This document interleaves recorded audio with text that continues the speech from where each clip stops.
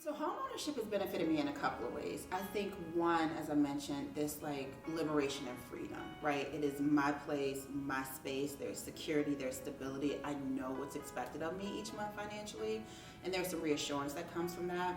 I think the other thing is naturally when you own something and you're able to pour into it, it definitely helps your credit score. And so even when I went on the venture to start a business or to buy a car, I noticed the impact on my credit score was a positive change. And then I think three, it's this idea of like forward legacy and building generational wealth.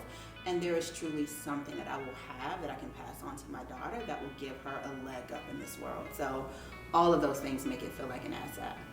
I got a referral to HomeFree-USA, and the person I spoke with was very passionate about it and talked a lot about this idea of integrity and information and just really understanding the process and making it less daunting. So I was inspired. I ended up coming to one of their Saturday classes they had hosted. It was a free course, and even in that first class, I think it was the 101s of buying a house. The amount of notes that I was able to take made me feel really confident that it was a great organization that wasn't in it for money or profit, but that was really trying to live out this mission of helping people, specifically historically marginalized folks or people of color, really tap into home buying and do it in a responsive way that can stand the test of time. So after that first class, I ended up signing up for a membership to take additional courses.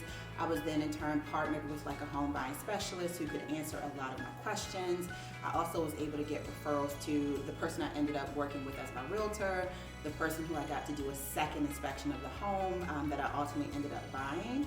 And then years later, even during the pandemic, when I had a few questions around, do I want to refinance or not? I was able to call and with